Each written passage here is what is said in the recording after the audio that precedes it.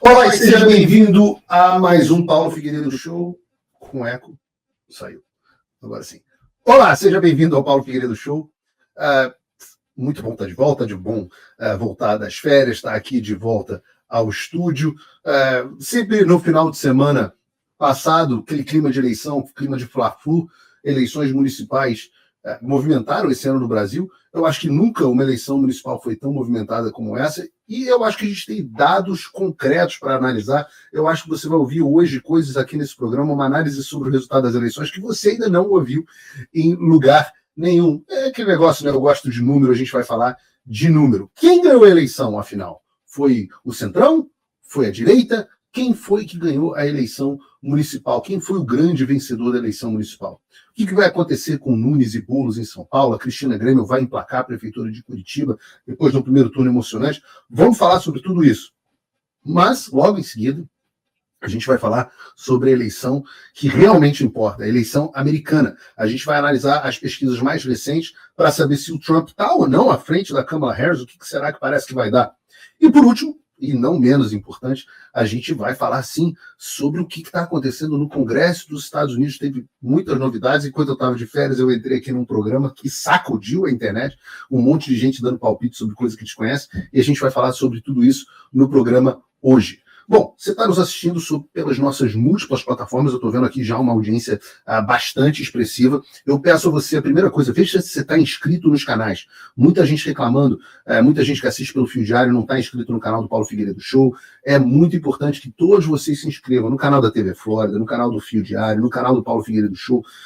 Muito importante. Depois disso, onde quer que você esteja assistindo, você pega, clica no botãozinho do like, comenta para eu saber o que vocês estão achando. Eu estou aqui com o meu chatzinho aqui, podem me xingar à vontade, eu gosto muito quando me xingam, podem me xingar aqui à vontade. E o melhor de tudo que você pode fazer, sempre para ajudar o nosso engajamento, é compartilhar o programa com os amigos, mas principalmente e cada vez mais com os inimigos, porque esse aqui é o Paulo Figueiredo Show.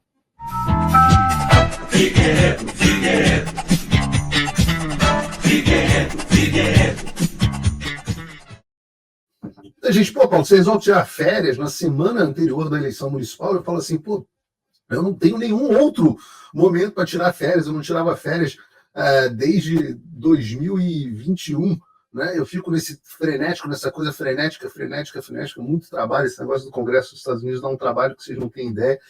Então, quando o Congresso americano entrou em recesso, eu falei, é hora de tirar férias, porque eu sabia que logo em seguida viria um período de muito trabalho para falar sobre as eleições americanas, que essa não tem praticamente mais ninguém para falar tem algumas pessoas, para ser justo, para falar com propriedade, mas eu sei que é sempre o período que eu trabalho mais, ali o período de eleição americana. E eu, obviamente, cobri bastante as eleições brasileiras, fizemos várias entrevistas aqui, inclusive com candidatos que foram parar no segundo turno, ou tiveram resultados surpreendentes, ou bons resultados. Não foi o caso do Ramagem, a gente vai falar dele aqui, do Bruno Engler, do próprio prefeito Nunes e tudo mais. Mas chegou domingo, o dia das eleições, tão esperadas. O tópico aqui que a gente mais tratou nesses últimos meses, eu acho que nós tínhamos uma expectativa grande para as eleições, principalmente se levar em consideração a absoluta derrota da direita brasileira nas eleições municipais de 2020. Pleno governo Bolsonaro, o presidente Bolsonaro adotou uma estratégia ainda mais desastrada de tentar se ausentar da eleição. Foi um desastre completo. Então, agora nas eleições de 2024, a gente tinha uma expectativa. E a pergunta que todo mundo tem é, deu resultado? A gente está melhor hoje? Né? Essa é uma análise objetiva. A gente está melhor hoje do que a gente estava há 4 anos. E quando eu digo a gente, eu digo o que se chama de direita, vamos chamar assim. Né? Estou vendo aqui as manchetes, a matéria do Globo, por exemplo, que responde a pergunta, diz aqui, eleições confirmam o PSD como o maior partido do Brasil em número de prefeituras, PT teve leve recuperação e PL se destaca em capitais. Mas a matéria do Globo dá destaque ao PL, mas dá vitória ao PSD. E eu digo para vocês que eu gosto de número, número não mente, a gente tem que fazer uma análise objetiva. Você pode ter narrativa, xadrez 4D, etc., mas eu gosto de número porque o número é objetivo. E quando a gente olha o número de prefeituras e assentos nas câmaras municipais, ganhos ou não, a gente enxerga a realidade de uma forma mais objetiva. E eu vou surpreender aqui, eu vou dizer a vocês, que eu já vou começar dizendo, que na minha avaliação, que eu vou mostrar aqui para vocês, eu afirmo de forma categórica que essa foi a maior vitória da história da direita brasileira em eleições municipais. E muita gente vai discordar de mim, muita gente vai dizer que, na verdade, quem ganhou foi o Centrão, que o Centrão foi o grande vencedor, e há um aspecto nisso, mas vamos olhar os números, vamos olhar o que as pessoas estão discutindo. Esse gráfico que o Brunão botou aí para a gente, aliás, saudade do Brunão operando o programa, é outro programa quando o Bruno está operando, senão quando eu estou sozinho é sempre um Deus nos acuda aqui, então a audiência tem que dar valor à qualidade da produção do programa. Mas muitas pessoas estão usando esse gráfico aqui, que está aqui na sua tela, para dizer que o PSD é o verdadeiro ganhador das eleições. E à primeira vista, parece que é isso mesmo, né? Então, nós olhamos aqui nos números que em 2020 o PSD tinha 657 prefeitos eleitos, né? Em 2020, eleições municipais em 2020, essa que eu disse foi um desastre para a direita. E em 2024 eles elegeram 882. Então, o PSD teve um impressionante crescimento de 225 prefeitos para a sigla. Mas você tem que saber olhar os números da forma correta. Números olhados de forma errada levam a conclusões enganosas. E eu digo isso porque houve um grande movimento de 2021 até 2023 de filiação de prefeitos ao PSD. Ou seja, prefeitos que não foram eleitos pelo PSD, mas que depois da eleição mudaram para o partido, para o PSD. E aí a coisa fica um pouco diferente. Olha esse outro gráfico feito no final de 2023, também pelo Poder 360, que foi quem fez o gráfico anterior. Vejam só a premissa. PSD é o partido com mais prefeituras no Brasil. 2023. Em seguida, eles elencam os maiores partidos de acordo com os números de prefeitos. O ponto realmente importante aqui para você olhar é o seguinte. No final de 2023, ou seja, no final do ano passado, o PSD tinha, na verdade, 968 prefeitos. E o PL, no final do ano passado, tinha 371. Agora, depois das eleições de 2024, o PSD terá 882 e o PL 512. Ou seja, o que estão te falando é que o PSD ganhou 220 e tantas prefeituras. 225. E eu estou te dizendo que não só o PSD não ganhou 226 prefeituras, como ele perdeu 86 prefeitos. Enquanto o PL ganhou 141. Então veja, narrativa da imprensa. PSD foi o grande vencedor, ganhou 225 prefeituras em relação a 2020. Mas em relação ao estado atual, a situação atual, a situação de hoje, o levantamento do Poder 360 é de 2023, mas eu não acho que tenha havido mudança alguma. Ou seja, em relação ao momento de hoje, o PSD, o partido do Kassab, o partido do Rodrigo Pacheco, o partido que dá suporte ao Alexandre de Moraes, o PSD perdeu 86 prefeitos. Enquanto o PL do presidente Bolsonaro, apesar da sua imensa falta de ambição, e a gente vai falar sobre isso, ganhou 141 prefeituras. Agora, tem mais. Eu não sei, vocês respondam no chat se vocês já ouviram alguém falar isso em algum lugar. Tá? Agora, reparem que nesse gráfico do Poder 360 é dito que 1 a cada 3 prefeitos do PSD era de São Paulo. O estado que o partido tinha um número impressionante, 329 prefeituras. E aí você deve pensar, né, no estado mais importante do Brasil, em 2024, como é que está o PSD? Em São Paulo, o PSD agora tem 205 prefeituras. Ou seja, em São Paulo, a terra do Kassab,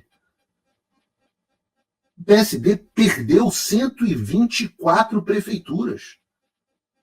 Ele teve para isso, né, para ter perdido só 80 e poucas, ele teve que recuperar e ganhar novas prefeituras espalhadas pelo Brasil. Mas em São Paulo, são 124 menos prefeituras para o Kassab e companhia em 2024, ou melhor, em 2025. O PL do presidente Bolsonaro, por outro lado, colecionou muitas vitórias. E só não colecionou mais porque em várias cidades o PL, com uma orientação esdrúxula, bizarra, o PL optou por não ter candidato próprio. Uma loucura. Eu acho que agora está comprovado que a estratégia do PL de não ter candidatos próprios é uma loucura. Depois do resultado atual, dá para cravar. Se o PL tivesse ousado mais, teria levado mais. Quem ousa vence, eu vivo dizendo isso aqui para vocês. A sorte favorece o audaz. E uma loucura, né? Veja, o exemplo mais louco, esquizofrênico dessa história, que dá para a gente comprovar agora, que agora não é mais palpite, não é mais opinião, é o exemplo de Curitiba, da Cristina Grêmio, de quem a gente... Deixa eu botar a Cristina Grêmio aqui, sentadinha aqui, de quem a gente vai falar em breve. Não vou chegar ao ponto, eu sei que vocês adoram a treta, de dizer que o Bolsonaro é uma porcaria de líder, como disse o Silas Malafaia. E eu sei que o Silas tem uma boa relação com o pastor Silas, sei que ele conversa bastante com o Bolsonaro, gosta muito do presidente, está certamente revoltado com... eu sempre disse aqui, eu acho que eu sou o cara que mais disse isso. O presidente Bolsonaro é um homem maravilhoso, um cara muito legal, mas em termos de estratégia, em geral, um desastre. Em geral, um desastre. E a gente está vendo um pouco dessa falta de ousadia. O eleitor quer mais direita. Só que os caciques, e não dá para botar tudo na conta do Bolsonaro, não quiseram dar opções de direita o suficiente para os eleitores. E isso é, sim, uma porcaria de liderança. O que não faz do Bolsonaro uma porcaria de líder. Dá para entender a nuance, né? Mas a estratégia é um desastre. Um desastre. E ainda assim, né? Você vê, se tivesse usado um pouquinho mais, além do crescimento que a gente já tratou, PL é hoje o maior partido em vários estados. No Maranhão, berço do Flávio Dino. No meu Rio de Janeiro, o terceiro estado mais populoso do Brasil e o mais lindo. Com as pessoas mais bonitas, mais gente boa. Em Santa Catarina, PL é o maior partido de todos esses estados. PL também é o segundo maior partido em vários outros estados. Acre, Mato Grosso, Rondônia, São Paulo. Então, não se engane. Essa história de que o Centrão foi o maior vencedor das eleições de 2024, e eu tratei até disso aqui com o Murilo, do Paraná, mas eu tenho que discordar. Quando eu olho os números, eu vejo que o vencedor das eleições de 2024, apesar dos incontáveis erros estratégicos, é um só: o Partido Liberal do presidente Jair Bolsonaro. Isso fica muito mais evidente quando a gente vai olhar para as principais capitais do Brasil. Isso nem a Folha de São Paulo conseguiu esconder. Olha o subtítulo da matéria: bolsonaristas 5G vencem disputa com conservadores mais moderados nas capitais. Seja lá o bolsonarismo 5G. Mas vamos começar pelos dois maiores resultados de todos. Falar de Curitiba primeiro e depois de Fortaleza. Né? Antes mesmo de começar a comentar esse resultado de Curitiba, eu já fiz isso privadamente, mas quero deixar aqui os meus parabéns públicos para minha querida ex-colega, amiga, guerreira Cristina Grêmio. Eu gravei vídeo para a Cris, eu não gravei vídeo para muita gente, né? Mas gravei vídeo de apoio para a Cris, fiz declaração de apoio, fiz tudo que eu pude por ela. Mas eu confesso que eu não levava fé que ela ia tão bem. Todas as pesquisas colocavam a Cris lá embaixo. Antes das eleições, inclusive, desencorajei muito ela pessoalmente. a ser candidata, não pelas chances dela de vitória propriamente dita, mas porque eu acho que a vida de política é uma vida horrorosa. Mas no caso da Cris é chamado. E quando o chamado vem, meu amigo, não tem jeito, né?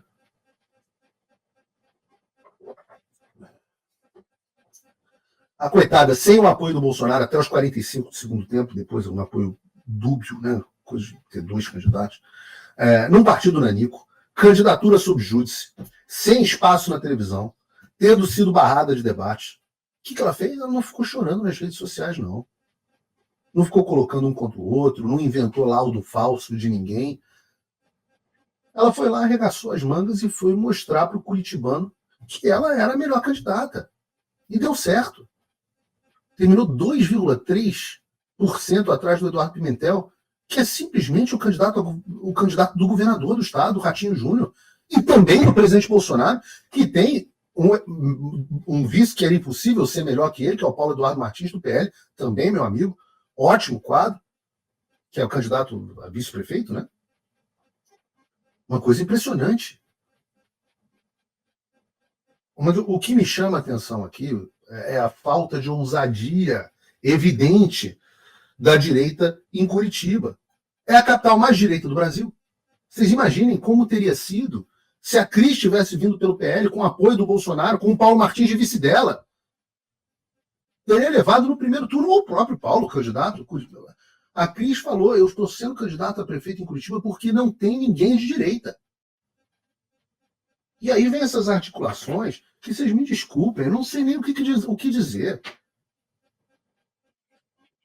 É o ponto onde eu vou dar razão aqui ao Silas. Você não adianta, gostar do presidente Bolsonaro não significa concordar com todas as estratégias, porque está comprovado aqui hoje, com esses números, que a gente só não tem mais prefeitos porque a gente não tem mais candidatos a prefeito. Porque a gente fez aliança. O PSD só está se dando bem assim. Só não encolhemos mais ainda o PSD porque a gente fez aliança com o PSD, o partido dos nossos algozes. Ali para São Paulo também, que eu vou falar de São Paulo. Botem a mão na consciência. Eu não sei quem faz uma articulação com o PSD. Em Curitiba, a cidade onde a direita é mais forte. Em nome do vice, que não faz nada, meu Deus do céu. E a gente tem uma oportunidade. Paulo, querido, que me perdoe. Quero muito que ele seja senador. Mas a gente tem uma oportunidade absolutamente incrível da direita mandar um recado na lata do PSD e eleger a Cris Grêmio na cidade que o Kassab já dava como ganha. O eleitor tem que dizer para o Bolsonaro, olha, desculpa, muito respeito, muita admiração, etc., mas não. Nós vamos votar na candidata de direita. Não aceitamos. Isso é importante. Vocês precisam dizer aos políticos, inclusive ao Bolsonaro, o que vocês querem. Não eles imporem a vocês, ou a nós, o que eles querem. Então, quero fazer alianças pelo Brasil com o PSD. Caguei. Vou votar sempre no candidato de direita. Mas Paulo, por que você não estendeu esse raciocínio para São Paulo? Eu teria estendido se o candidato que se colocou como de direita em São Paulo não fosse um estelionatário. Aí, bom, entre um estelionatário e um candidato do sistema que tenha pautas que não são destrutivas para a direita, eu acho que a decisão é óbvia. E a gente vai chegar a São Paulo, mas eu posso dizer a vocês que eu vivo dizendo, só existiu o fenômeno do Mr. M, estelionatário, porque não houve um candidato efetivamente de direita apoiado pelo presidente Bolsonaro na principal capital do Brasil. Mas a gente pode chegar. E não dá para botar tudo na conta do Bolsonaro também, como de fato ele não é o dono do partido. Mas eu acho que poderia ser.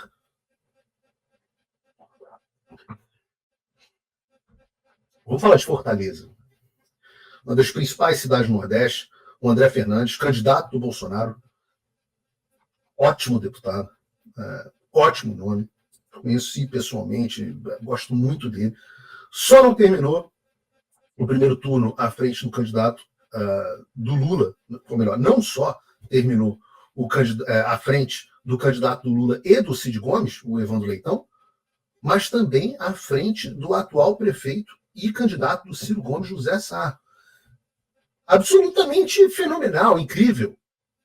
Absolutamente impensável isso. Se você analisar os números dos outros candidatos de direita, o capitão Wagner e o meu querido amigo Eduardo Girão, o senador Eduardo Girão, você vai chegar à conclusão que sim, é muito possível que a gente tenha um conservador na prefeitura de Fortaleza. Se você pegasse uma máquina do tempo, voltasse 4 anos e falasse assim, não, a gente vai ter um prefeito conservador em Fortaleza. Contra Ciro Gomes, contra Cid Gomes, contra Lula, contra o atual prefeito. Impensável, impensável. Maceió, a capital de Alagoas. Terra do Renan, né? O candidato Bolsonaro ganhou no primeiro turno. João Pessoa, capital da Paraíba. Segundo turno entre o atual prefeito e o ex-ministro da Saúde do governo Bolsonaro, Marcelo Queiroga. Em Salvador, capital da Bahia, o estado mais importante para o PT e para o Lula, o atual prefeito, apoiado pelo ex-prefeito ACM Neto e pelo presidente Bolsonaro, levou no primeiro turno com quase 80% dos votos. Aracaju, capital do Sergipe, a atual candidata Emília Corrêa, apoiada pelo presidente Bolsonaro, terminou o primeiro turno com 41,62% dos votos, quase o dobro do candidato apoiado pelo atual prefeito da cidade, que teve 23%, quase 24%. E aí, veja, o PL se tornou o maior partido no Maranhão do Flávio Dino, elegeu o prefeito da capital do Alagoas, do Renan Calheiros, do Collor, no primeiro turno. Tem o candidato favorito à prefeitura da capital do Ceará, estado dominado por Cid Gomes. Da capital de Sergipe, Aracaju, está no segundo turno em João Pessoa. Então, se você não acha que o presidente Bolsonaro é um grande vencedor no Nordeste, eu não sei o que te dizer. Norte, Belém, cidade onde o Bolsonaro perdeu em 2022. O candidato do PL, o deputado federal, o delegado Éder Mauro, desbancou o atual prefeito do PSOL e vai para o segundo turno contra o candidato governador Helder Barbalho. No resto das capitais do país, os resultados foram melhores ainda. Em Goiânia, em Cuiabá, Palmas, PL está no segundo turno. Em Goiânia, se o candidato tivesse sido Gustavo Gaia, ele tinha levado no primeiro turno. Mas ainda bem que não foi, porque eu preciso desesperadamente do Gustavo Gaia na Câmara, um dos melhores aliados e amigos que eu tenho. Palmas, vale ressaltar, né, capitão do Tocantins, que é o mesmo estado do senador Irajá, que há poucas semanas se levantou contra o impeachment do Alexandre de Moraes. E aí, senador Irajá? Será que você está com medo de perder ou melhor, de ter uma apoiadora do Bolsonaro na prefeitura da cidade mais importante do teu estado?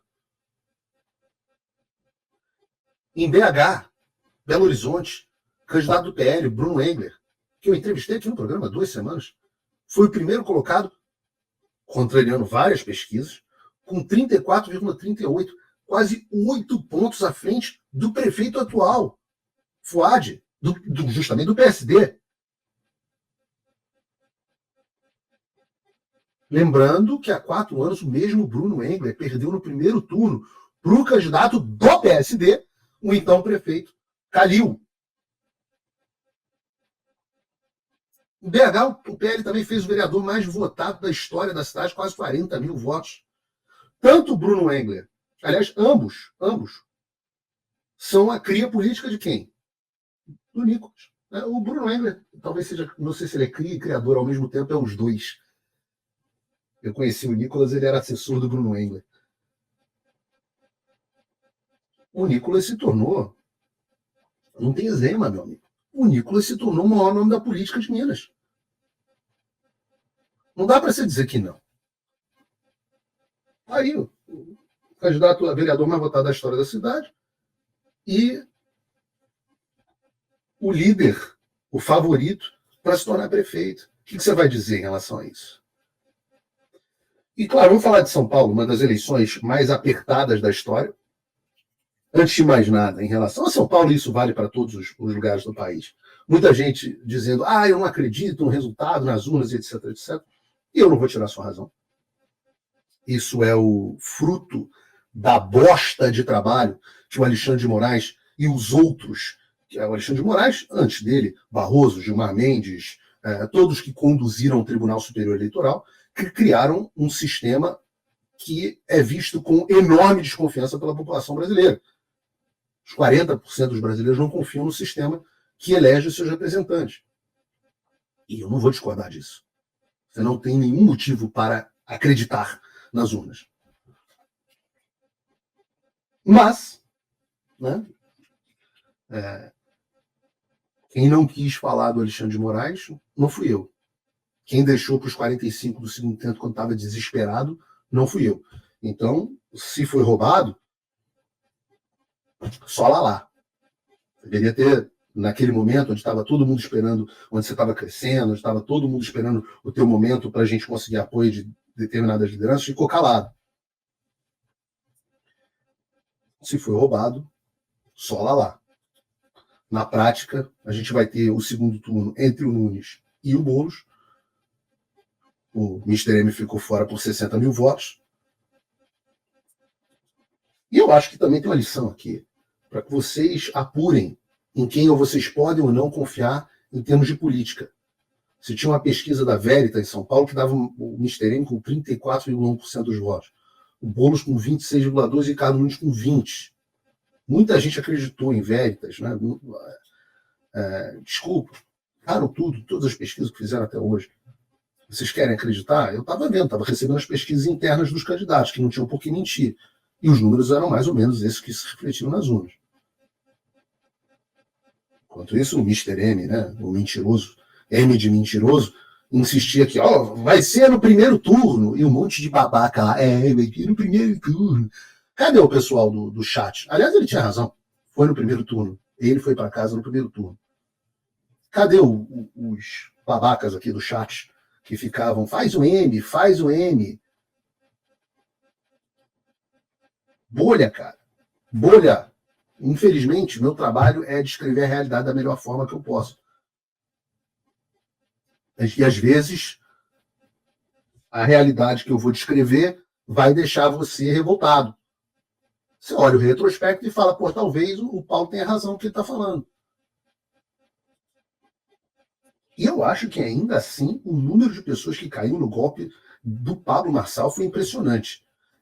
Tem um aspecto que é uma pena ele não ter ido para o segundo turno, que é a gente não ter tido mais tempo para expor o bandidinho de quinta categoria que ele é. O falsário, mais um pouquinho de tempo, mais exposição teria. E eu falava isso muito antes de laudo. Quanto mais tempo, mais a picaretagem, a fraude da carta do Trump, a fraude de laudo, a fraude da cadeirada no negócio, a fraude da forma como compareceu, a fraude da forma que compareceu às manifestações, mentindo, dizendo que foi barrado, não sei o quê, a fraude na forma como lidou com a questão da entrevista. Mais tempo vocês teriam visto mais exemplos do que ele é um falsário. Claro, tinha muita gente hipnotizada, né?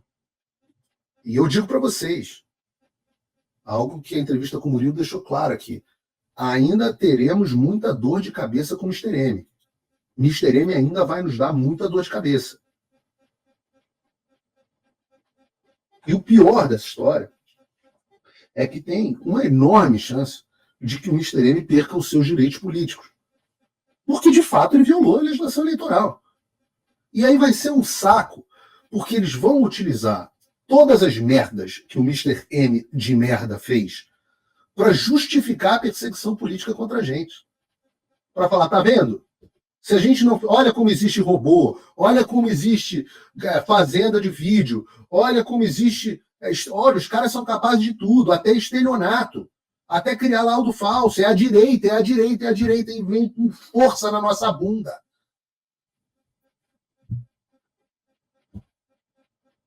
E aí a gente vai ficar na situação de ter que ficar defendendo o falsário ou concordando com o TSE impugnando candidatura. Vocês entendem? Tem que olhar um pouquinho as coisas, pô. Tem que tentar olhar um pouquinho para onde as coisas vão. Por isso que eu digo que é mais perigoso do que um candidato do sistema que já está lá, que pelo menos fez meia dúzia de juras de amor às pautas de direita. Infelizmente, a vida como ela é, não era o que eu queria. Eu queria em São Paulo, era um candidato de direita em São Paulo. Pô. E agora você vai ter o segundo turno entre o Boulos e o Marçal. Todo mundo tem que, obviamente, ficar o segundo entre o Boulos e o Nunes. Todo mundo tem que ficar, obviamente, contra o Boulos. E não tem que pedir apoio porra nenhuma, Marçal. Apoio de Marçal é o cacete, enfia esse apoio no toba. Totalmente necessário. Aliás, o Valdemar disse corretamente. Vai ser uma lavada. Para que dá palco para Mr. M? Deixa o Mr. M, porra. Distância desse cara tóxico. Distância desse cara tóxico. E se você vota nulo, você me desculpa, você é muito burro. Porra. Nulo entre o Boulos e o Nunes, você jura? Porra, muito burro. Não é pouco burro, não. No Rio, meu Rio, minha cidade, que eu já participei de tanta campanha para prefeito, como deputado, governador, vereador, tudo que você imaginar no Rio. E eu posso dizer para você, o resultado negativo, mas não inesperado. A campanha do Alexandre Ramagem foi uma das piores campanhas que eu já vi na minha vida. Tardia, desorganizada, sem estratégia, sem narrativa, sem discurso, tímida. Um horror. Um horror. Era quase como se o Ramagem não quisesse ser prefeito do Rio. E eu acho que ele foi bem na entrevista aqui comigo. Eu gosto, declarei apoio aqui ao Ramagem. Mas ele estava disputando contra o gigante da política do Rio de Janeiro, goste ou não. O Eduardo Paes é visto como um bom gestor pela população. De fato, em todas as minhas críticas a ele, é mesmo um bom gestor. E aí era evidente o resultado. Mas eu digo que apesar do Ramagem não ter ido para o segundo turno, teve 1 milhão de votos, mais ou menos, e se consolidou como um nome forte na política do Rio. E a gente realmente precisa de nomes fortes eleitos na política do Rio. E lembrando que no Rio também o vereador mais votado também foi do PL, justamente o Carlos Bolsonaro, a quem o Mr. M dizia que tinha que estar no hospício. Né? E para amarrar esse bloco sobre as eleições de 2024 e terminar de comprovar que o grande ganhador dessas eleições foi o PL e o presidente Bolsonaro, eu quero que vocês olhem esse gráfico que representa o número de vereadores que cada partido elegeu. E aí tem vários aqui que, poxa, eu queria deixar um abraço, estou muito feliz com a eleição do meu amigo Adrilho Jorge, a Duda também foi eleita, a Zoe Martins, aliás, que legal, né? Tem 2 vereadores de São Paulo agora do Fio Diário e tem 2 vereadores de São Paulo do Morning Show. 2 lugares, 2 colegas, né? Na verdade, 3 colegas vereadores. Eu fiquei muito feliz com isso. Tem o Satier também no Rio. Lucas Pavanato também, cara, adoro o Lucas, acho ele um cracaço. Parabenizei. E eu vou cometer aqui a inconfidência de não. Eu vou acabar deixando vários nomes de fora, mas queria dar os parabéns aí. Vários bons vereadores foram eleitos. Isso é muito legal. Teve um vereador, que eu não vou citar o nome, um candidato, que teve uma votação pífia e que é um garoto jovem, talentoso, mas que preferiu se... Eu não vou citar o nome aqui, porque o objetivo não é denegrir ele, pelo contrário, é alguém que eu gosto. Resolveu, por oportunismo, se pendurar no saco do Pablo Marçal e ficar fazendo galhofagem, tacar pó, não sei o que, na internet, e teve uma votação pífia. E é uma pena, porque em vez de seguir o caminho que o Lucas Pavanato seguiu, do talento, da articulação, etc., resolveu seguir o caminho do Pablo Marçal, da lacração na internet. E você precisa ter muito talento, tem que reconhecer o talento do golpista do Mr. M. Não é para qualquer um. E é bastante centralizado. Então, eu falo isso para que os jovens talentos do Brasil optem por conteúdo, estrutura, construção de um trabalho sério, como fez o Lucas. E aí vocês vão ser bem-sucedidos, em vez de lacrar. Né? Mas voltando ao gráfico, Bruno, bota o gráfico aí, que eu me perdi aqui na minha própria cabeça. Entre os maiores partidos políticos, o PL e o Republicanos foram os que mais cresceram no número de vereadores. O PL cresceu 42%. 42%. Quase 5 mil vereadores no Brasil inteiro.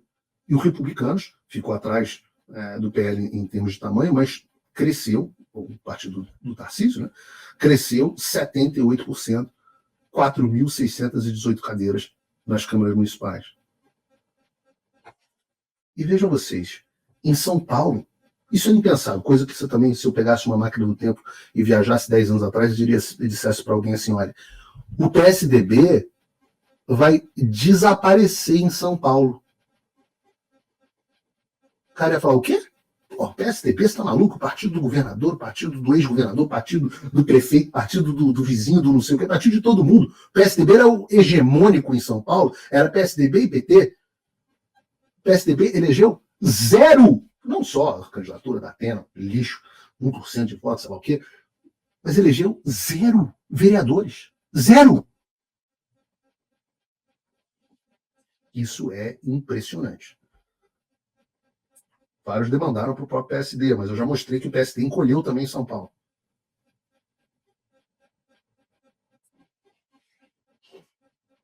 Já nas capitais, de novo, o PL foi o partido que mais elegeu vereador. E, volto a dizer, vitória do PL, vitória da direita nessas eleições. Não dá para retratar a realidade de outra forma. É o que são os números. Muitos desses vereadores, volto a dizer, são uma nova geração da direita, que é simplesmente avassaladora.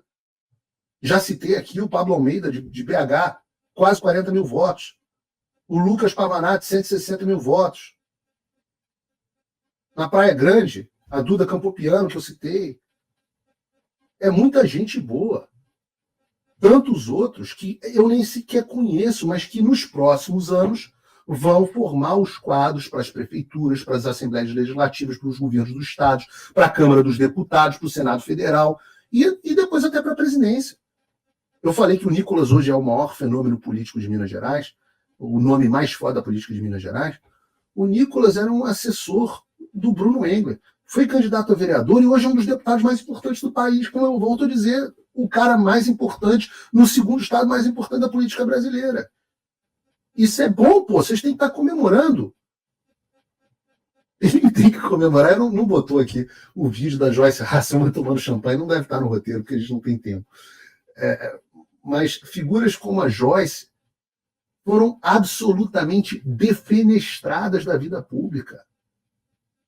Essa outra psicopata que também enganou as pessoas por um tempo, 1.673 votos, pelo amor de Deus.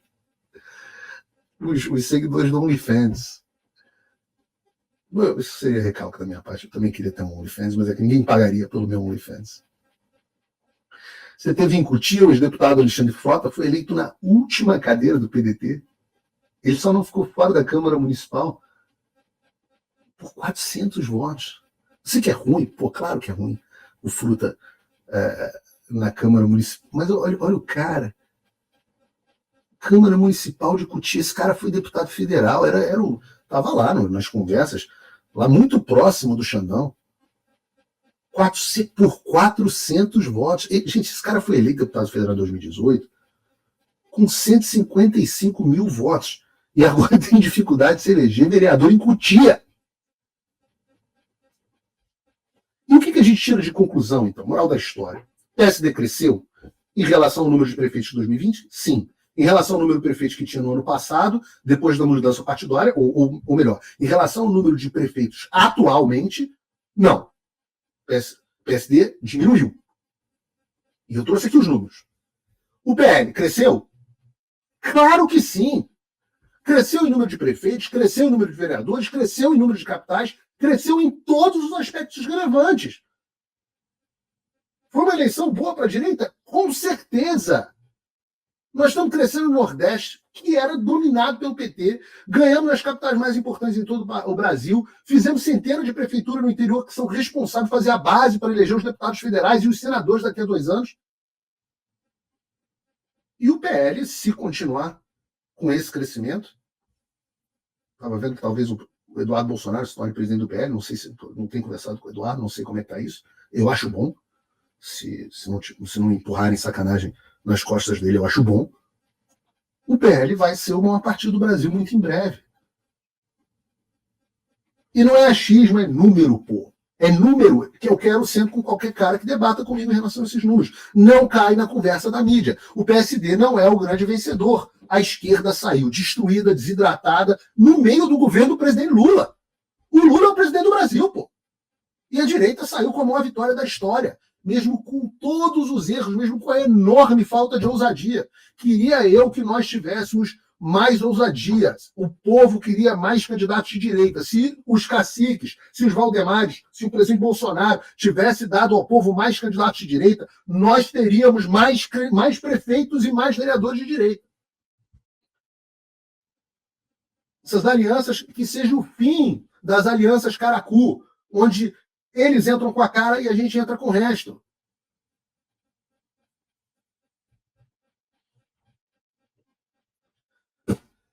Tá bom, de eleição brasileira. Vamos falar das eleições. Não dá nem tempo de beber água, né? Tem que dar um gole aqui.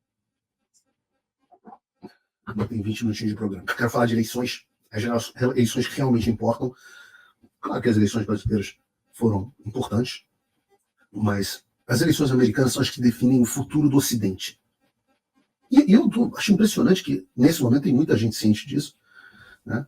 Então, a partir de agora, até as eleições americanas em novembro, a gente vai ter uma análise da situação em todos os episódios do Paulo Figueiredo Show. A gente vai falar das eleições americanas, sem prejuízo de programas especiais, e vamos ter uma cobertura especial no estúdio, com convidados, etc., as melhores pessoas que eu conheço para analisar a política americana, dentro do estúdio, madrugada adentro, no dia das eleições. E eu faço isso porque eu tenho que desfazer. Eu comecei no jornalismo, né, televisivo, para isso, para desfazer a cagada que é a cobertura da mídia brasileira sobre política americana. Então você já começa prestando atenção no que eu vou te dizer agora. Olha para mim.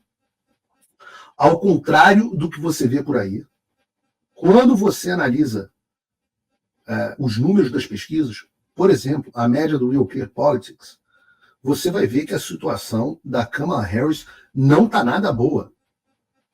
Eu já falei isso aqui algumas vezes, mas nas eleições presidenciais de 2020, a média das pesquisas elencadas pelo RCP, pelo Real Clear Politics, dava uma vantagem de 7,2 pontos para o Biden contra o Trump, e na realidade, a vantagem do Biden, com toda aquela roubalheira, acabou sendo 4,5 pontos. Ou seja, a média do Real Clear Politics superestimou o resultado do Biden em 2,7 pontos. E a média atual dá uma vantagem para a Kamala Harris, está aqui o número na sua tela, de só 2 pontos. E é isso. Historicamente, os candidatos democratas têm um favorecimento nas pesquisas eleitorais. Isso quer dizer que, apesar dessa suposta liderança, na realidade, Kamala Harris, se a margem de erro se refletir das últimas eleições, Kamala Harris vai estar atrás do Trump. Eu volto a dizer, também vivo dizendo isso, que isso em relação ao voto popular e não em relação ao colégio eleitoral. No colégio eleitoral, a estimativa é que Kamala Harris vai ter de 3 a 4 pontos a mais nas eleições no voto popular para levar no colégio eleitoral. Ou seja, os números todos dão a impressão de que o Trump vai vencer. Você pega, por exemplo, só para pegar as 5 últimas pesquisas de cima para baixo, tá? Ou melhor, de baixo para cima. Você pega a pesquisa Emerson, Kamala 50 e Trump 49.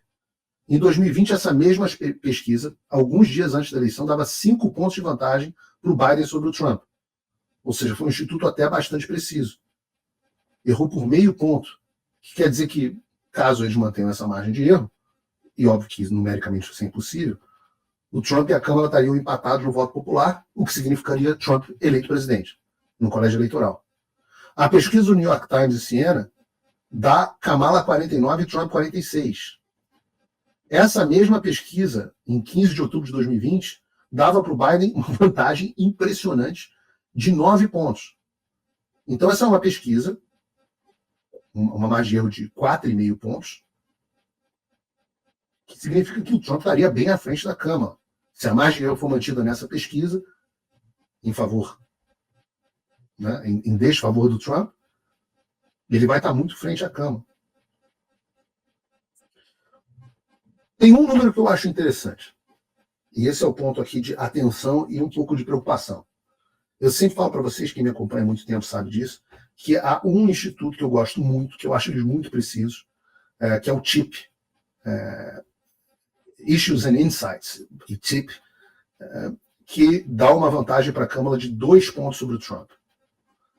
E há 4 anos, o mesmo TIP dava 4 pontos de vantagem para o Biden, sendo uma das únicas pesquisas que subestimou, ou praticamente acertou, o desempenho eleitoral democrata. Então, nesse cenário, é o único cenário em que a Kamala Harris continuaria na vantagem no voto popular.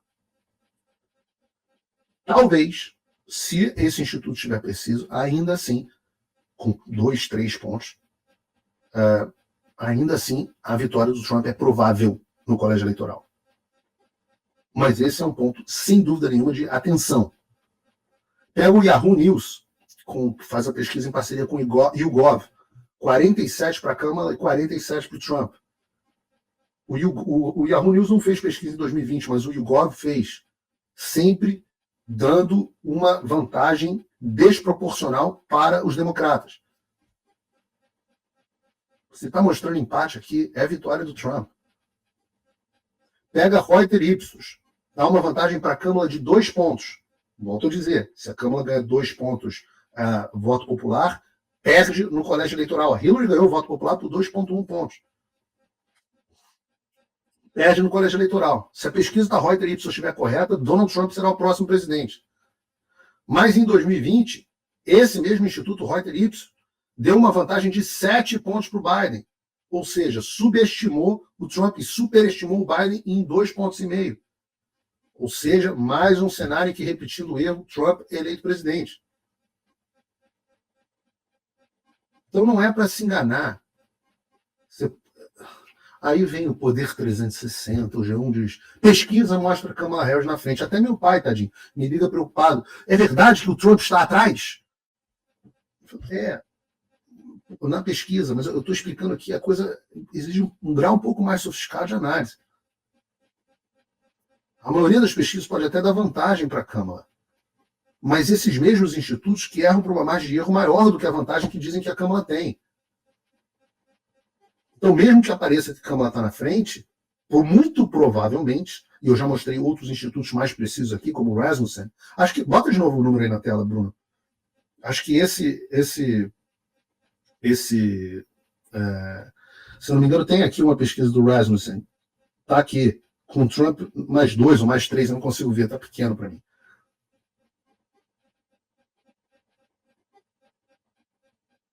E não é só chute do Paulo Figueiredo. Você pode achar que o Paulo Figueiredo está sendo otimista. Eu estou olhando os números. Você tem um mercado de aposta confirmando essa tendência. No Polymarket, o maior mercado de previsões, né, de aposta mesmo do mundo, o Trump tem uma probabilidade de 52,8% de ser eleito presidente dos Estados Unidos. A Câmara tem 46,7%. Aproximadamente 6,1 pontos de vantagem na probabilidade do Trump vencer. E é claro que isso acende um alerta vermelho no Partido Democrata. E você não precisa acreditar em mim. Ouça você mesmo o que a Hillary Clinton está falando. Forms, whether it's Facebook or Twitter X or Instagram or TikTok, whatever they are, if they don't moderate and monitor the content, we lose total control. And it's not just the social and psychological effects, it's real harm. Prestem atenção. Essa é uma das maiores cobras, uma das maiores raposas, uma das maiores macacas velhas da política global. Uma das maiores. E reparem o que ela está dizendo para você. Deixa eu aumentar o meu ar-condicionado aqui, porque senão daqui a pouco eu começo a suar. Né? Nesse calor, como sua bunda. A Hillary Clinton está dizendo o seguinte: se a gente não forçar as redes sociais a moderarem o conteúdo, e com moderar o conteúdo ela quer dizer censurar o discurso que não concorda com o meu, eles vão perder. Se a gente não censurar, o Trump ganha, como eles fizeram em 2020. Não é a dona Cleide falando, é a Hillary Clinton. É uma das figuras mais importantes do Partido Democrata, ex-candidata à presidência dos Estados Unidos, ex-chefe do Departamento de Estado.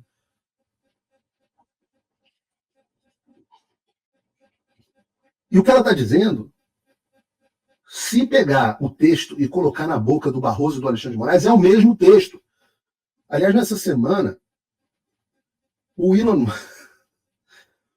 Musk e o Mike Pence se pronunciaram sobre a fala da Hillary. O Musk dizendo que a pauta da censura se tornou uma das principais pautas dos políticos relevantes do Partido Democrata, e o Mike Pence, que eu citei no último programa, dizendo que a política de censura é consenso de todos os órgãos importantes que compõem o Departamento de Estado americano.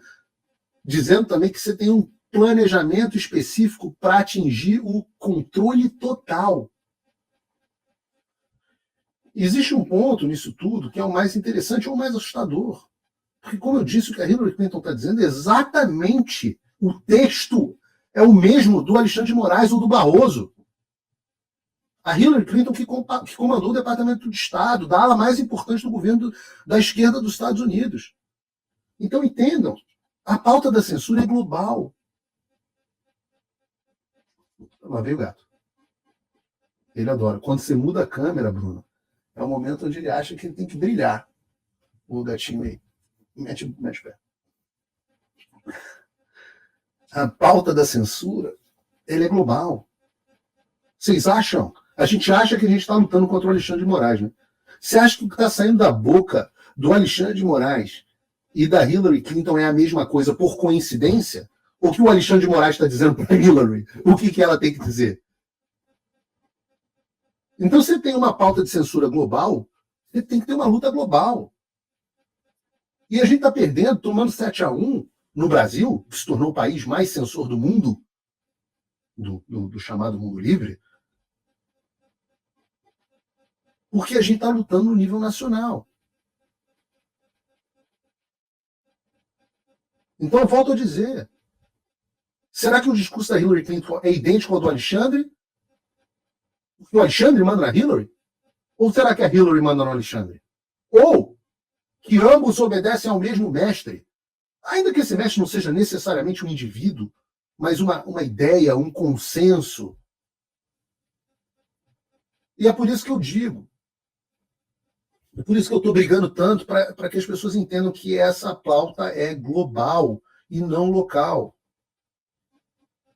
E é por isso que eu tenho que trazer para vocês algumas atualizações sobre o que está acontecendo no Congresso americano. Na quinta passada, eu estava de férias, estava na Espanha. Causei um alvoroço na internet quando eu falei que vinha um passaralho, vinha uma picalada para o Alexandre de Moraes. Aí vem aquela história, os caras falam, tic-tac, não vai dar em nada. Eu já não tenho nem mais paciência para essa gente.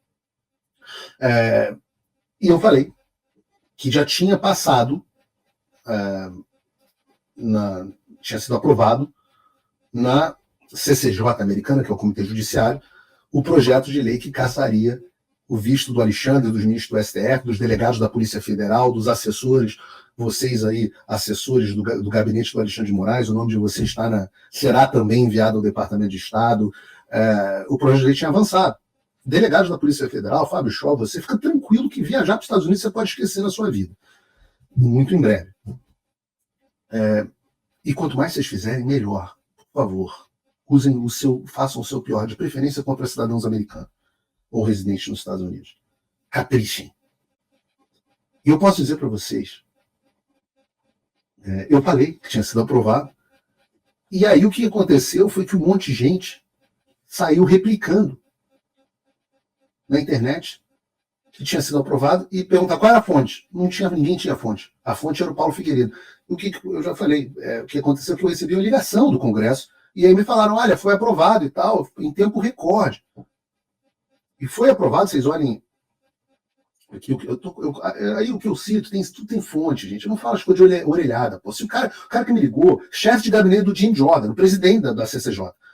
E aí ele me deu a notícia. E depois é que eu fui checar, mas eu sei que o que vem dele é verdadeiro. Está aqui para vocês. Olha aqui, agora eu dou a fonte para vocês, fiquem à vontade. Agora vocês copiem sabendo qual é a fonte. Está aqui, dentro oficial do Congresso dos Estados Unidos. O projeto foi introduzido no dia 16/9, como eu disse que seria, e no dia 19, ou seja, 3 dias depois, em tempo recorde, o projeto foi aprovado com 16-9, ou seja, inclusive com votos de democratas. E aí aquela galera, não vai dar em nada, porque tem os do tic-tac, mas tem os, não vai dar em nada, isso aí. Você tem que aprender. Nos Estados Unidos, a bagunça não é essa esculhambação do Brasil. Então, por isso que você teve até democrata votando. E isso significa o que na prática? Significa que o projeto está pronto para ser votado. Pronto. Basta o speaker pautar. Claro que antes a gente precisa ter certeza que vão ter os votos.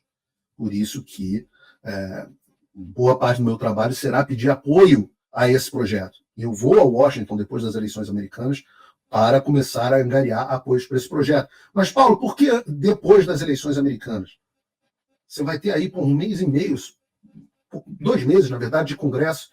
Por que você só vai depois das eleições americanas? Porque o Congresso americano, como eu disse no início do programa, está em recesso. E é por isso que eu tirei férias.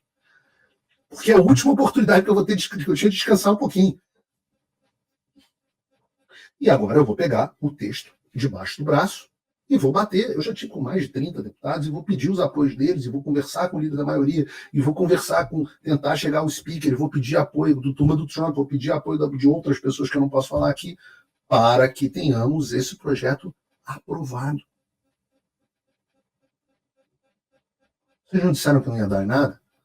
O Globo, lá na coluna da Malu Gaspar, disse que o projeto tem poucas chances de aprovação. Eu falei para eles, inclusive, escreveram a matéria correta, mas botaram essa bobagem lá. Eu falei, tá errado. De onde é que vocês estão tirando isso? Com quem que vocês conversaram dentro do Congresso? Ninguém. Eles estão chutando, porque vocês olham e falam, isso é coisa do Paulo Figueiredo. Coitado do jornalista, vai pegar um projeto debaixo do braço e vai tornar esse projeto. Abacadabra, bitch. Aí. Como num passe de mágica. Então, enquanto tem gente fazendo galhofa, tem gente não sei o quê, tem gente que diz que os caras não vai dar em nada, não sei o quê, eu digo para vocês, e bota aqui, vocês que são, troca a câmera aqui para mim, Bruno, vocês que são do gabinete do Alexandre, que estão preocupados, eu sei que chega para mim que vocês estão preocupados, vai acontecer, visto já era, só que isso é só o começo. Eu quero o apartamento de Key Biscaynes confiscado, eu quero casinha de celebration, eu quero bens aqui tomados. É hora de tirar tudo, bota para vender. Porque se o Laranjão voltar, querido, porra, a minha vida vai ficar bem mais fácil. E aí eu garanto que vai haver choro e ranger de dentes. Vocês vão pagar dobrado por tudo que vocês fizeram.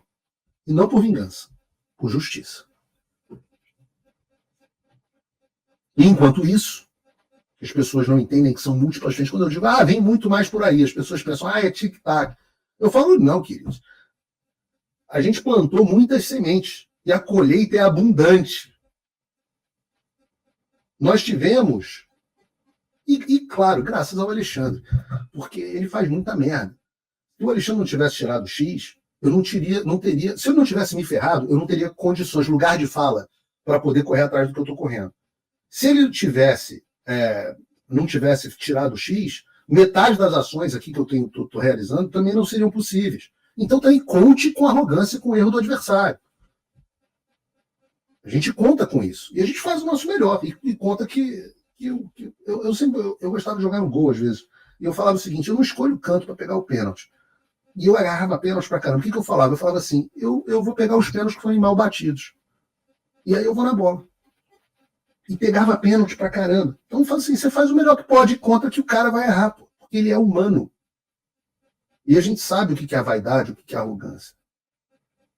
E por conta disso nós tivemos, e as pessoas não têm ideia da magnitude do que é isso. Porque eu acabei de explicar no último bloco, se você está assistindo o corte, assista o programa inteiro, Eu expliquei no último bloco que a luta é global. E que boa parte da censura, expliquei isso também no último programa, vem dos Estados Unidos. Então, onde é que eu tenho que cortar a linha de suprimento do inimigo? Dos Estados Unidos. Que estava agindo, o inimigo que estava agindo globalmente nas sombras, agora está agindo às claras. Então, agora você tem oversight, supervisão do Congresso dos Estados Unidos ao Departamento de Estado. E é por isso que essa carta, que foi enviada no dia 30, que foi revelada ontem, carta dos congressistas americanos ao Anthony Blinken, que é o secretário de Estado do governo Biden, traz uma série de questionamentos. Eu vou ler o texto da carta. Bota a carta aí na tela para a gente, Bruno. Vou ler rapidinho. Como membros do Congresso, preocupados com o aumento da censura aos discursos políticos, escrevemos a você, o Anthony Blinken, secretário de Estado americano, sobre a perseguição extrema da Suprema Corte do Brasil ao X, anteriormente conhecido como Twitter. Nós estamos profundamente preocupados que o ministro da Suprema Corte, Alexandre de Moraes, esteja abusando de seus poderes e agindo em uma campanha cada vez mais arbitrária para coagir uma empresa de mídia social americana a sufocar a oposição política nacional e minar o direito à liberdade de expressão do povo brasileiro. Como você deve saber, em 2019, o Supremo Tribunal Federal deu a si mesmo. Olha que você está lendo isso numa carta, que uma coisa se tornou pública. Não é mais uma narrativa do Paulo Figueiredo. Está saindo da boca de alguns dos mais importantes congressistas americanos. Nós vencemos a guerra da narrativa e do convencimento. Não vai dar em nada. Já deu! Eu disse para vocês que a primeira coisa que eu precisava fazer, antes de resolver qualquer problema, era conscientizar a população e os tomadores de decisão do Brasil e do mundo sobre o que estava acontecendo. Vocês estão lendo o que está acontecendo dentro da carta? Como você deve saber, Anthony Blinken, dizem os congressistas, em 2019 o Supremo Tribunal Federal do Brasil deu a si mesmo novos poderes para investigar discursos e opiniões. O ministro Alexandre de Moraes, então, utilizou-se desses poderes para compelir empresas de mídia social operando no Brasil a censurar dissidentes e retirar a oposição das plataformas sob a justificativa de combater a desinformação. Fazendo isso, Moraes agiu ao mesmo tempo como juiz, investigador e promotor. Em julho de 2019, ele foi tão longe que autorizou uma busca e apreensão em casas e até mesmo aprisionou ativistas da oposição e aliados do ex-presidente Jair Bolsonaro. Como é que vocês acham que os congressistas foram informados a respeito desse assunto? Não foi ler no Globo nem o New York Times. Não vai dar em nada. Aí. Apesar do X ter cumprido com as solicitações prévias do governo, a companhia está agora resistindo. O CEO Elon Musk, e agora já está meio que cedendo de novo, o CEO... há uma razão para isso. O CEO Elon Musk descreveu as ações do STF como ilegais, entre aspas, enquanto as próprias ordens foram expandidas para requerer a suspensão de contas de membros do parlamento e jornalistas. De acordo com o relatório interino, porque vocês podem me chamar de blogueiro, mas aqui nos Estados Unidos eu sou jornalista, com carteirinha e tudo. De acordo com o relatório interino de pessoal de abril de 2024 do Subcomitê da Câmara sobre a utilização do governo federal como instrumento de perseguição, aqueles que a gente plantou lá atrás, com o Jim Jordan expondo as ordens do Alexandre, olha a colheita vindo. Essas, abre aspas, ordens de censura tinham como alvo especificamente críticos do governo brasileiro. Em retaliação, Moraes baniu o X do Brasil, cobrou mais de 3 milhões de dólares em multas contra a empresa e impôs multas de 8.900 dólares por dia contra qualquer pessoa ou empresa no Brasil que tentasse acessar o X usando VPN. Olha as merdas suscetíveis que o Alexandre vai fazendo e que a gente vai catalogando e informando o Congresso. O ministro, então, escalou a disputa ao ir atrás do Starlink, uma empresa sem relação, também de propriedade do senhor Musk. Moraes congelou todos os bens da Starlink para, segundo reportado, coagir o provedor de serviço a cobrir as multas do X, apesar das duas empresas não compartilharem nenhuma relação formal, empresa-mãe ou estrutura societária. Especialistas jurídicos do Brasil argumentam que Moraes foi além de seus poderes judiciais e violou o devido processo legal. Enquanto isso, funcionários de dentro do governo do presidente Luiz Inácio Lula da Silva continuam a usar o X regularmente, expondo o favoritismo político. Tudo entregue para eles, sistematicamente no Congresso. As ações da Suprema Corte Brasileira de banir a plataforma de mídia social X na 7ª nação mais populosa do mundo são uma grave violação da Declaração Universal de Direitos Humanos da ONU, da qual o Brasil é um Estado-membro. Na verdade, o preâmbulo da declaração declara que, abre aspas, seres humanos devem ter liberdade de expressão. E o artigo 19 estabelece que o direito das pessoas a, abre aspas, liberdade de opinião e expressão, estabelece o direito das pessoas a, abre aspas, liberdade de opinião e expressão. Além disso, a liberdade de expressão é protegida pelo artigo 5º da Constituição Brasileira, abre aspas, a expressão intelectual, artística, científica e as atividades de comunicação são livres, independentes de qualquer censura ou licença. Funcionários públicos do Brasil, entretanto, não estão sozinhos em seu desejo de sufocar o discurso legítimo de seus cidadãos. A União Europeia está endurecendo as restrições de, abre aspas, conteúdo ilegal. O presidente francês, aquele que tira foto de namorado, book, de namorado com Lula, o presidente francês Emmanuel Macron fez lobby pela censura de discurso online. E o Canadá está discutindo mais restrições legislativas. Através de múltiplos comitês, o Congresso examinou a propagação de censura liderada pelo governo dos Estados Unidos. Volto a dizer, propagação de censura liderada pelo governo dos Estados Unidos. Importante notar que o Centro de Engajamento Global do Departamento de Estado dos Estados Unidos buscou por repetidas vezes censurar discursos que lhe desfavorecem, inclusive com a realização de parcerias com organizações que consideram como problemático a mídia conservadora e americanos exercendo os seus direitos na primeira emenda. Com o exposto em mente, nós requisitamos que você responda aos seguintes questionamentos no mais tardar no dia 11 de outubro de 2024. Primeira pergunta, do Congresso dos Estados Unidos, congressistas para o secretário de Estado americano. Qual é o posicionamento do Departamento de Estado sobre se o ministro Moraes foi além de seus poderes judiciais a partir de investigações e sanções contra cidadãos brasileiros e empresas de mídia social operando no Brasil no que diz respeito às acusações de fake news e desinformação, incluindo, abre aspas, o inquérito das fake news de 2019 e o mais recente inquérito 4874 ou o inquérito das milícias digitais. Aí. 2. O Departamento de Estado acredita que o governo do Brasil está mantendo seus compromissos com a promoção da liberdade de expressão? 3. O Departamento de Estado pretende incluir a discussão sobre as ações do ministro Alexandre de Moraes em seu relatório sobre o Brasil na edição de 2024 do Relatório dos Países sobre Práticas de Direitos Humanos?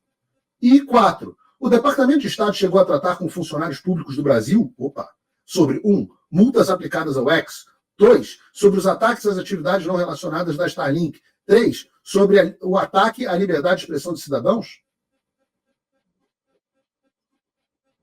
Eventos mundiais demonstram que as plataformas online de discurso podem servir como meios importantes para a oposição legal de cidadãos e vozes dissidentes. Os Estados Unidos devem liderar pelo exemplo em preservar e defender a liberdade de expressão e liderar em resoluta oposição contra a utilização do governo contra expressões desfavoráveis. Obrigado pela sua atenção neste assunto importante e esperamos a sua resposta. Assinam o congressista Darrell Issa e Maria Elvira Salazar, dois parceiros fortes que apresentaram a legislação que caça os vistos, Chris Smith, Rich McCormick, Chris Smith, o nosso grande padrinho lá, o congressista mais antigo, que foi quem conduziu a audiência na qual eu fui testemunha, Rich McCormick também, um amigo, um ótimo deputado republicano, Warren Davidson, Troy E. Nels, Michael A. Ruley e Ben Klein, todos membros do Congresso, alguns deles são adições novas, pessoas com quem, inclusive, não tinha estado, e agora nós temos 4 senadores, 3, alguns deles, principalmente o Marco Rubio e o Ted Cruz, os mais importantes dos Estados Unidos quando o assunto é a América Latina, Rick Scott, Bill Cassidy, Marco Rubio e Ted Cruz, todos os senadores assinando. E é por isso que eu digo, não tem tic-tac, não tem acordo, não tem retroceder. Isso é a semente plantada, de novo, a gente está plantando ainda e começando a colher, mas essa é a semente plantada para a entrada do Trump. É preciso iniciar agora essa discussão dentro do Departamento de Estado para que o próximo presidente possa agir. Então, não vai dar em nada. Isso já é dar, isso já é pressão, essas pessoas estavam agindo escondidas. Vocês acham que a situação mudou e que o Alexandre não tem os mesmos poderes que tinha no início do ano? Por quê? Soltou meia boca o Daniel Silveira, mas soltou. A gente vai aprofundar esse assunto em outro programa. Eu repito, esse não é um problema. Vocês estão, muitos de vocês, brigando contra a censura da melhor forma que podem, localmente. O problema é global. É por isso que meus esforços estão aqui. Mas se você é macho, quer lutar pelo Brasil, venha para o Brasil. Eu falo, mas eu estou lutando no fronte que interessa, porra.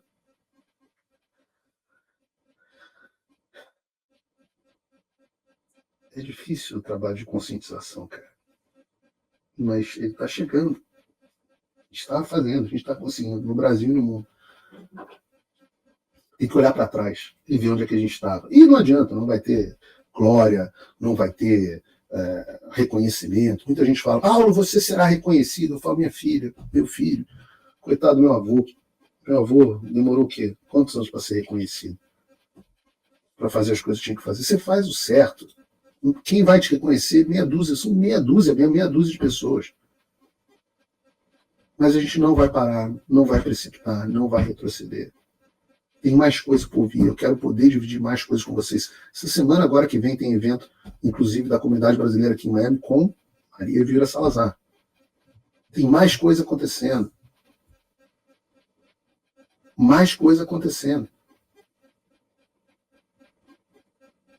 Como é que você pode ajudar? Você apoia o meu trabalho jornalístico, acima de tudo. Você pode se tornar meu apoiador. Tem um link aqui na descrição. Você pode começar a me apoiar com $5 e pouco por mês. 20 e poucos reais. Não dá R$30. Deve dar uns 30, um pouco menos. Apoia. Se eu tiver milhões de apoiadores, se eu tiver milhares de apoiadores, eu chego lá. Não adianta. Obrigado, André Nosquez, que é meu patrono, inclusive.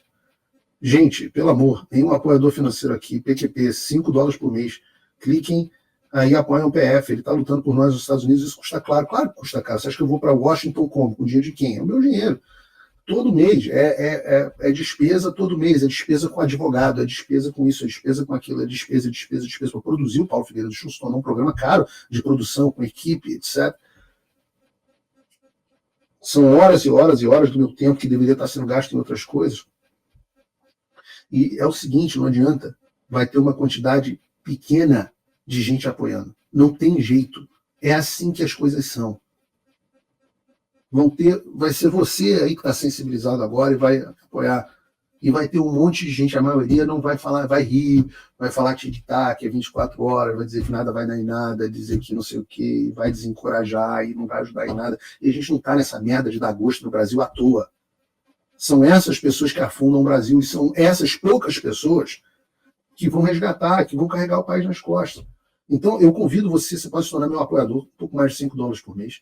Se você está numa situação melhor, você pode se tornar meu patrono Gold, $500 por ano, ou $50 por mês. Cancela a hora que quiser. Todos eles você cancela a hora que quiser.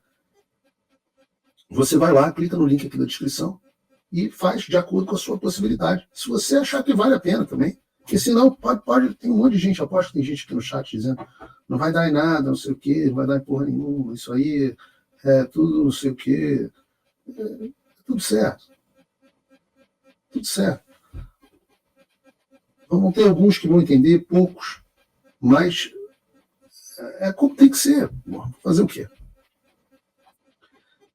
Fazer o quê? Isso é a vida como ela é. Termino o programa, eu falo assim, pô, depois de tudo isso que está feito, as pessoas vão se empolgar, vão falar assim, caramba, esse cara chegou como um coitado, batendo na porta de congressistas sem conhecer ninguém. O cara tá levando... Porra, o Congresso dos Estados Unidos estava achando que ninguém sabia nem quem era Moraes. Os caras estão sabendo de inquérito das fake news, sabendo de inquérito das milícias digitais. O cara disse que ia caçar o visto dos caras, foi aprovado na CCJ. Porra, a deputada foi na casa do cara fazer evento. O cara, pô, ele não é, quem é esse cara? Ele é algum parlamentar? Ele é alguma coisa? Não, ele é um coitado, um jornalista. Não tem mandato, não tem nada. Porra, filma cacetada do dinheiro do bolso dele para fazer isso acontecer. As pessoas vão se empolgar, vou terminar o programa de hoje, vão entrar 1000 apoiadores. Termino o programa de hoje agora. Quantos apoiadores novos? 4. 6. Eu falo, porra. Só preciso de mais... Vou fazer mais, sei lá, 1000 programas e aí eu chego, dá para tapar o buraco. E é isso, gente. Isso aí é a vida como ela é. Por isso que eu falo a você, se você se sensibiliza, você ganha uma série de conteúdos gratuitos como apoiador, você ganha como patrono, como apoiador você ganha desconto exclusivo nos meus cursos. Eu vou lançar a última, finalíssima, derradeira turma do Fim da América, agora no final de outubro. Você já vai ter acesso ao desconto de 50%. Só nisso você paga o seu apoio por mais de um ano. Vou ter, mais de um ano não, né? Vários anos. Você vai ter acesso ao nosso conteúdo exclusivo, recebe o boletim todos os dias com as principais notícias no e-mail, vários artigos exclusivos. Você, como patrono, se está numa situação um pouco melhor, porque tem muita gente bem-sucedida no Brasil, e essas pessoas me deixam mais puto. Claro que $5,50 é uma quantia baixa para quase qualquer um. Se você é classe média ali arrumado, é uma promoção do McDonald's por mês. Mas o que me impressiona é a quantidade de gente bem de vida. Cara que compra uma porra de um tênis de R$600.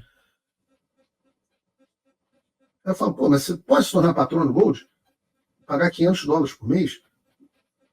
Por ano, aliás? O cara, não. Prefiro gastar numa Mercedes. Eu falo, pô, que Deus te abençoe, gaste seu dinheiro com o que você quiser. Mas, volto a dizer, né? A gente não está nessa merda de dar gosto à toa. Vai fazer diferença na sua vida? Eu apoio um monte de gente aqui. Eu acho que cada um tem a responsabilidade de apoiar pelo menos 2 criadores de conteúdo independentes. Apoio o Fio Diário e o Oeste, apoio o Constantino e o Alan, apoio o Monark e a Ludmilla, apoio o Paulo e o Fio Diário, apoio alguém, pô. Mas você reclamar que a mídia brasileira é uma porcaria e, ao mesmo tempo, esperar que nós sobrevivamos com apoio alheio e não o seu, o que você acha? Que o Lula vai botar dinheiro da Secom no Paulo Figueiredo Show? Nunca. Então, é isso, tá aqui. O Naleto tá dizendo, eu apoio o Oeste e o Filho. Pô, show de bola. Não precisa me apoiar, não, apoia os outros. Apoia quem que você acha que é mais relevante, que você gosta mais. Pessoal do agro, né? Pessoal do agro, pô, é pouco, cara. Impressionante. Ai. Tá bom, pessoal. Na próxima quinta-feira temos mais um programa. Deus abençoe o Brasil, Deus abençoe a América. Estou mega atrasado aqui para pegar as minhas filhotes. Beijo para vocês.